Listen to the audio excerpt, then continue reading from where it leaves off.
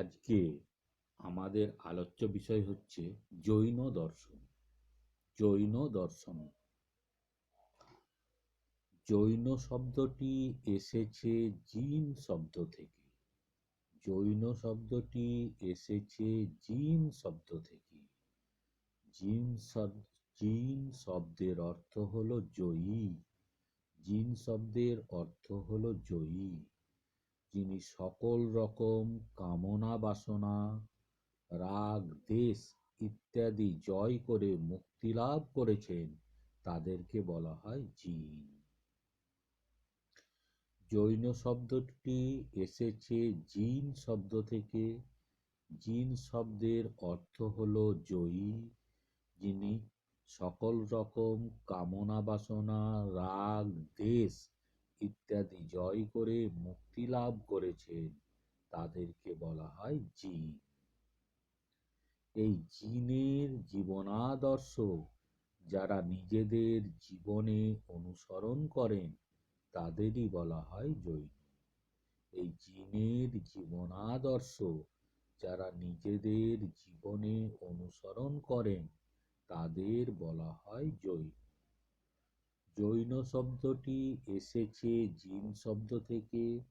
জিন শব্দের অর্থ হলো জয়ী, যিনি সকল রকম কামনা বাসনা, রাগ, দেশ ইত্যাদি জয় করে মুক্তি লাভ করেছেন, তাদেরকে বলা হয় জিন। এই জিনের জীবন দর্শন বা জীবনাদর্শ যারা নিজেদের জীবনে অনুসরণ করেন, তাদের বলা হয় জৈন। জৈন ধর্ম একই সাথে ধর্ম এবং দর্শন।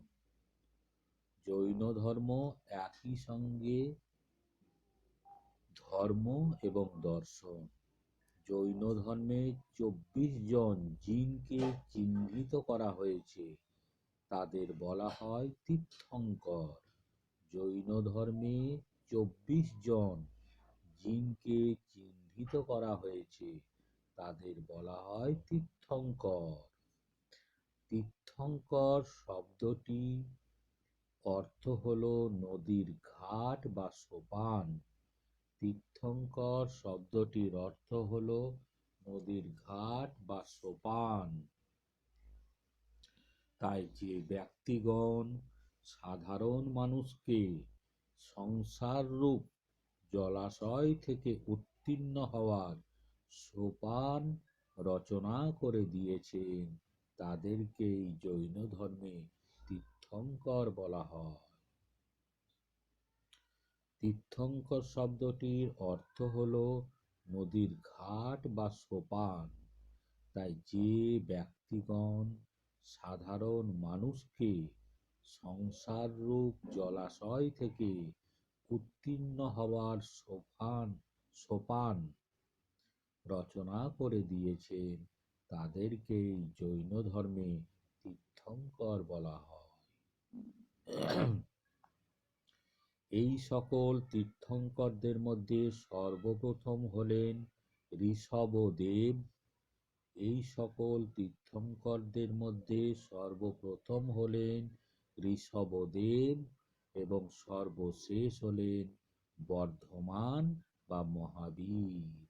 বর্ধমান বা মহাবীর এই সকল তীর্থঙ্করদের মধ্যে সর্বপ্রথম হলেন ঋষভদেব এবং সর্বশেষ হলেন বর্ধমান বা মহাবীর। জৈনগণ বেদের প্রামাণ্যতা স্বীকার করেন না।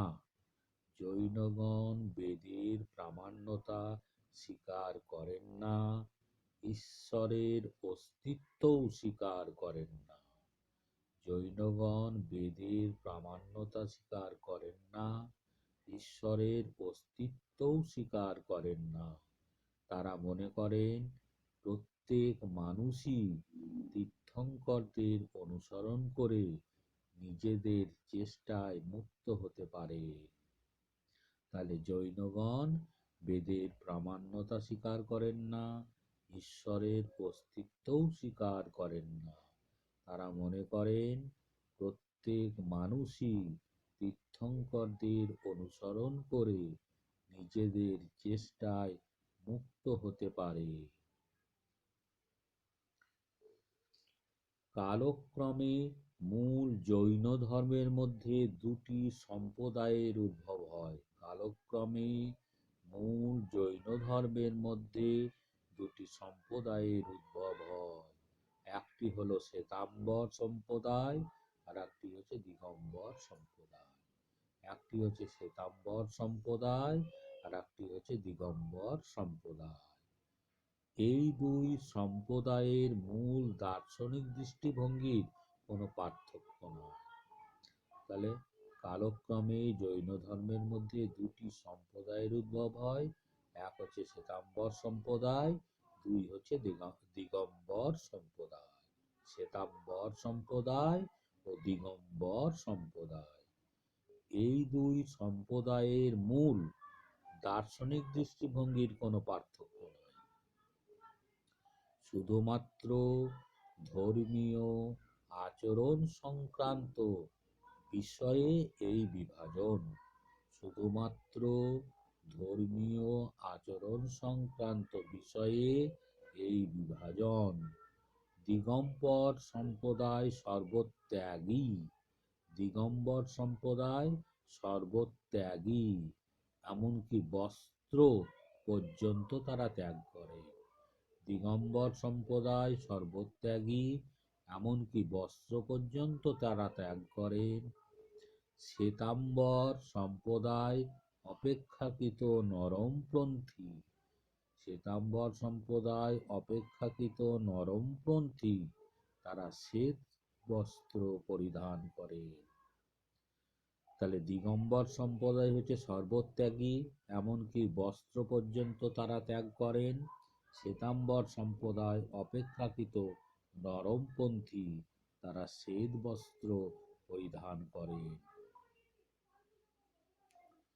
জৈন দর্শনের মূল কথা হলো এ জগতে বস্তুর অস্তিত্ব আছে। জৈন দর্শনের মূল কথা হলো এ জগতে বস্তুরই অস্তিত্ব আছে। এ জগতে বস্তুরই অস্তিত্ব আছে। জগৎকে যেভাবে মানুষ জানে তাই সত্য এবং যথার্থ। জগৎকে যেভাবে মানুষ জানে তাই সত্য এবং যথার্থ। সুতরাং ঈশ্বর কোনো পরমাত্মার কল্পনা করা নিরর্থক। সুতরাং ঈশ্বর বা কোনো পরমাত্মার কল্পনা করা নিরর্থক। এই দৃষ্টিভঙ্গির জন্য জৈন দর্শনকে বহু স্বাতন্ত্র্যবাদ বা বহুত্ববাদ বলা হয়। এই দৃষ্টিভঙ্গির জন্য জৈন দর্শনকে বহু স্বাতন্ত্র্যবাদ বা বহুত্ববাদ বলা হয়। জৈন দর্শনের মূল কথা হলো জগতে বস্তুরই অস্তিত্ব আছে। জগৎকে যেভাবে মানুষ জানে তাই সত্য এবং যথার্থ। সুতরাং ঈশ্বর কোনো পরমাত্মার কল্পনা করা নিরর্থক। সুতরাং ঈশ্বর বা কোনো পরমাত্মার কল্পনা করা নিরর্থক। জগৎকে যেভাবে মানুষ জানে তাই সত্য এবং যথার্থ। সুতরাং ঈশ্বর বা কোনো পরমাত্মার কল্পনা করা নিরর্থক। এই দৃষ্টিভঙ্গির জন্য জৈন দর্শনকে বহু স্বাতন্ত্র্যবাদ বা বহুত্ববাদ বলা হয়। আবার এই দর্শনে কেবলমাত্র বস্তুর অস্তিত্বকেই স্বীকার করা হয় বলে একে বস্তুবাদীও বলা হয়ে থাকে। আবার এই দর্শনে কেবলমাত্র বস্তুর অস্তিত্বকেই স্বীকার করা হয় বলে একে বস্তুবাদীও বলা হয়ে থাকে। জৈন দার্শনিকগণ জগতের বস্তুসমূহকে প্রধানত দুটি শ্রেণীতে ভাগ করেছে। জৈন দার্শনিকগণ জগতের বস্তুসমূহকে প্রধানত দুটি শ্রেণীতে ভাগ করেছে, অজীব ও জীব। অজীব ও জীব। জৈন দার্শনিকগণ জগতের বস্তুসমূহকে প্রধানত দুটি শ্রেণীতে ভাগ করেছে, অজীব ও জীব। জীবের সঙ্গে অজীবের পার্থক্য হল জীবের প্রাণ আছে ও চেতনা আছে, অজীবের প্রাণ ও চেতনা নাই। জীবের সঙ্গে অজীবের পার্থক্য হল জীবের প্রাণ আছে ও চেতনা আছে, অজীবের প্রাণ নাই ও চেতনা নাই। জৈন দর্শন মতে চেতনাযুক্ত জীবই আত্মা। জৈন দর্শন মতে চেতনাযুক্ত জীবই আত্মা, অর্থাৎ জীবই আত্মা। অপরদিকে এই দর্শনে 5 প্রকার অজীবের উল্লেখ করা হয়েছে। তাহলে কি আমরা এখানে দেখলাম যে জৈন দর্শন মতে চেতনাযুক্ত জীবই আত্মা, অর্থাৎ জীবই আত্মা, অর্থাৎ জীবই আত্মা। অপরদিকে এই দর্শনে 5 প্রকার অজীবের উল্লেখ করা হয়েছে। 1. পুদ্গল। পুদ্গল যাকে বলা হয় জ্বর। পুদ্গল যাকে বলা হয় জ্বর, ইংরেজি করলে হচ্ছে ম্যাটার, MATTER। এক হচ্ছে পুদ্গল অর্থাৎ জ্বর, 2 হচ্ছে কাল, 3 হচ্ছে আকাশ। আকাশ হচ্ছে দেশ, বাসস্থান। দেশ বাসস্থান বলতে আকাশ বোঝায়। ধর্ম। ধর্ম গতি বলতে ধর্ম বোঝায়, গতি বলতে ধর্ম বোঝায়। এবং অধর্ম অর্থাৎ স্থিতি। তাহলে জৈন দর্শনে 5 প্রকার অজীবের উল্লেখ করা হয়েছে। পুদ্গল হচ্ছে জ্বর, কাল, 3 আকাশ, আকাশ হচ্ছে দেশ বাসস্থান। ধর্ম, ধর্ম হচ্ছে গতি। অধর্ম, অধর্ম হচ্ছে স্থিতি। জড় বস্তুকে বলা হয় পুদ্গল। জড় বস্তুকে বলা হয় পুদ্গল। এই দর্শনের মতে যে কোনো জড় বস্তুকে ক্ষুদ্র ক্ষুদ্র অংশে ভাঙা যায়। এই দর্শনের মতে কোনো জড় বস্তুকে ক্ষুদ্র ক্ষুদ্র অংশে ভাঙা যায়। জড় বস্তুকে এখানে পুদ্গল বলা হয়। এই দর্শনের মতে যে কোনো জড় বস্তুকে ক্ষুদ্র ক্ষুদ্র অংশে ভাঙা যায়। জড়ের ক্ষুদ্রতম অংশকে জৈন দর্শনে আধুনিক ভৌত বিজ্ঞানের মতোই পরমাণু আখ্যা দেওয়া হয়েছে। জড়ের ক্ষুদ্রতম অংশকে জৈন দর্শনে আধুনিক ভৌত বিজ্ঞানের মতোই পরমাণু আখ্যা দেওয়া হয়েছে। এই ধরনের কতকগুলি পরমাণুর সংযোগে জীবদেহ এবং জগতের সকল বস্তু সামগ্রিক সৃষ্টি হয়। খুব গুরুত্বপূর্ণ কথা, এই ধরনের কতকগুলি পরমাণুর সংযোগে জীবদেহ এবং জগতের সকল বস্তু সামগ্রীর সৃষ্টি হয়।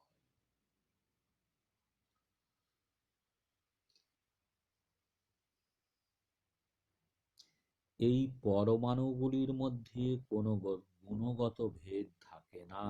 এই পরমাণুগুলির মধ্যে কোনো গুণগত ভেদ থাকে না। এগুলির 4টি সাধারণ গুণ বর্তমান। এগুলির 4টি সাধারণ গুণ বর্তমান।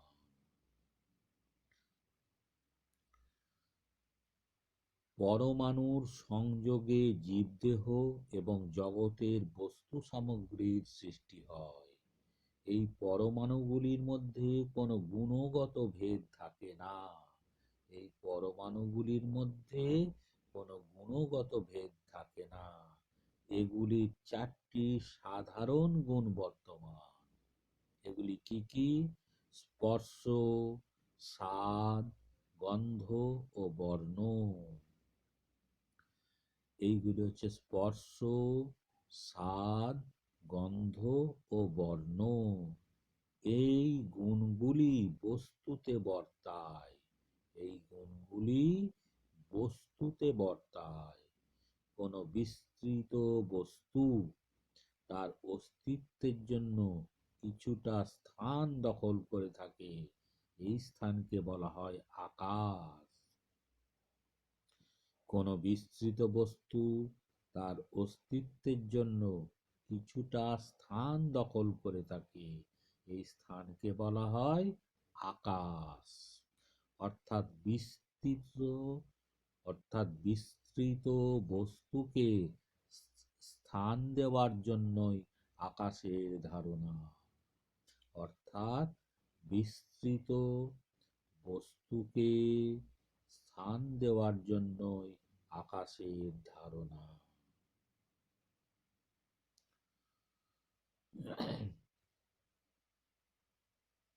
তাহলে কি দেখলাম আমরা এখানে? পরমাণু সংযোগে জীবদেহ এবং জগতের সকল বস্তু সামগ্রীর সৃষ্টি হয়। এই পরমাণুগুলির মধ্যে কোনো গুণগত ভেদ থাকে না।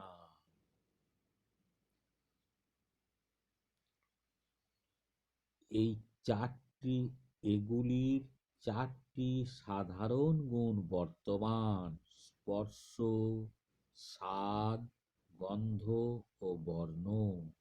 এই গুণগুলি বস্তুতে বর্তায়। কোনো বিস্তৃত বস্তু তার অস্তিত্বের জন্য কিছুটা স্থান দখল করে থাকে। এই স্থানকে বলা হয় আকাশ। অর্থাৎ বস্তুকে স্থান দেওয়ার জন্যই আকাশের ধারণা। জৈন দর্শনে জড় ও জীবজগতের পরিবর্তন স্বীকৃত।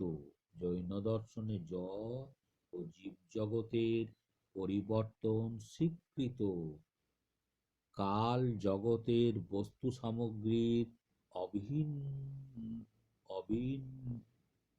অবিচ্ছিন্নতা। কাল জগতের বস্তু সামগ্রীর অবিচ্ছিন্নতা। কাল জগতের বস্তু সামগ্রীর অবিচ্ছিন্নতা, গতি, পরিণতি ইত্যাদি উপলব্ধি করতে সহায়তা করে। কাল জগতের বস্তু সামগ্রীর অবিচ্ছিন্নতা, গতি, পরিণতি ইত্যাদি উপলব্ধি করতে সহায়তা করে। কাল জগতের বস্তু সামগ্রীর অবিচ্ছিন্নতা, গতি, পরিণতি ইত্যাদি উপলব্ধি করতে সহায়তা করে। জৈন দর্শনে কালকে অবিচ্ছিন্ন বলা হয়েছে। জৈন দর্শনে কালকে অবিচ্ছিন্ন বলা হয়েছে। এই কাল দুই প্রকারের। এই কাল হচ্ছে দুই প্রকারের: ব্যবহারিক কাল ও পারমার্থিক কাল। এই কাল দুই প্রকারের: ব্যবহারিক কাল ও পারমার্থিক কাল। ব্যবহারিক কাল মুহূর্ত, মিনিট, ঘন্টা ইত্যাদির মধ্যে সীমাবদ্ধ। তাহলে কাল দু প্রকারের: ব্যবহারিক কাল ও পারমার্থিক কাল। ব্যবহারিক কাল মুহূর্ত, মিনিট, ঘন্টা ইত্যাদির মধ্যে সীমাবদ্ধ। পারমার্থিক কাল অনন্ত ও নিত্য, এর কোনো বিভাগ নেই। পারমার্থিক কাল অনন্ত ও নিত্য, এর কোনো বিভাগ নেই। ব্যবহারিক কাল মুহূর্ত, মিনিট, ঘন্টা ইত্যাদির মধ্যে সীমাবদ্ধ। পারমার্থিক কাল অনন্ত ও নিত্য, এর কোনো বিভাগ নেই। আর এই অনন্তকাল সত্য। আর এই অনন্তকাল সত্য। জৈন দর্শনে ধর্ম ও অধর্ম বলতে পাপ পুণ্যকে বোঝায় না। জৈন দর্শনে ধর্ম ও অধর্ম বলতে পাপ পুণ্যকে বোঝায় না। আসলে গতি ও স্থিরতা বোঝানোর জন্য জৈন দর্শনে ধর্ম ও অধর্মের কথা বলা হয়েছে। জৈন দর্শনে ধর্ম ও অধর্ম বলতে পাপ পুণ্যকে বোঝায় না। আসলে গতি ও স্থিরতা বোঝানোর জন্য জৈন দর্শনে ধর্ম ও অধর্মের কথা উল্লেখ করা হয়েছে। ধর্ম গতীয় বস্তুর সহায়ক। ধর্ম গতীয় বস্তুর গতির সহায়ক। ধর্ম গতীয় বস্তুর গতির সহায়ক, কিন্তু কারণ নয়। ধর্ম গতীয় বস্তুর গতির সহায়ক, কিন্তু কারণ নয়। গতি জীব ও অজীবের অন্তর্নিহিত শক্তি। গতি হচ্ছে জীব ও অজীবের অন্তর্নিহিত শক্তি। ওই অন্তর্নিহিত গতি শক্তিকে সক্রিয় হয়ে উঠতে ধর্ম সহায়তা করে। গতি জীব ও অজীবের অন্তর্নিহিত শক্তি। ওই অন্তর্নিহিত গতি শক্তিকে সক্রিয় হয়ে উঠতে ধর্ম সহায়তা করে। অধর্ম ধর্মের বিপরীত। জীব ও অজীবের স্থিতির সহায়ক। অধর্ম ধর্মের বিপরীত। জীব ও অজীবের স্থিতির সহায়ক। জৈন দর্শনে কালকে অবিচ্ছিন্ন বলা হয়েছে। এই কাল দুই প্রকারের: ব্যবহারিক কাল ও পারমার্থিক কাল। ব্যবহারিক কাল মুহূর্ত, মিনিট, ঘন্টা ইত্যাদির মধ্যে সীমাবদ্ধ। পারমার্থিক কাল অনন্ত ও নিত্য, এর কোনো বিভাগ নেই, আর এই অনন্ত কাল সত্য।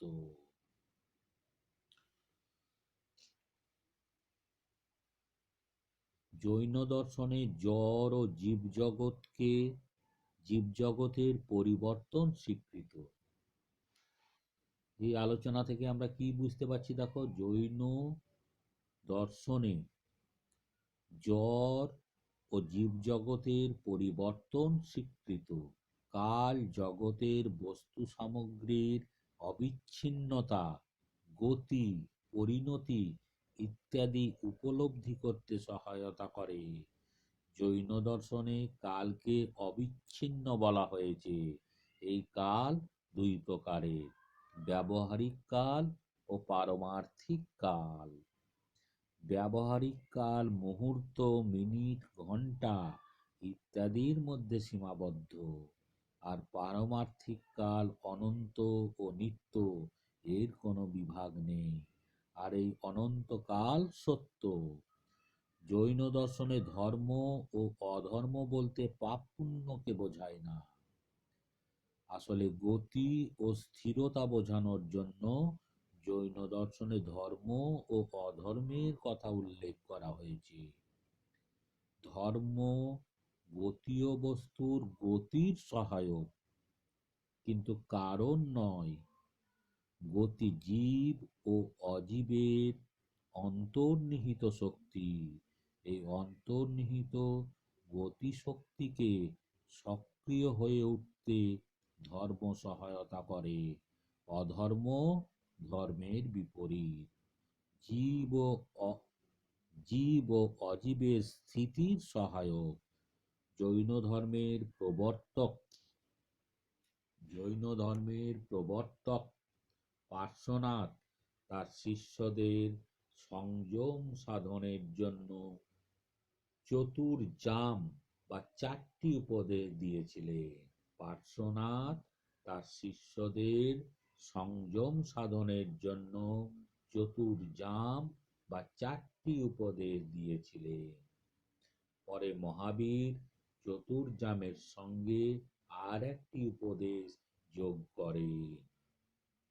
পার্শ্বনাথ তার শিষ্যদের সংযম সংযম সাধনের জন্য চতুর্জাম বা 4টি উপদেশ দিয়েছিলেন। পরে মহাবীর এই চতুর্জামের সঙ্গে আর একটি উপদেশ যোগ করেন। এই 5টি জীবন চর্চার দিক থেকে জৈন ধর্মাবলম্বীদের মূল মন্ত্র বলা হয়।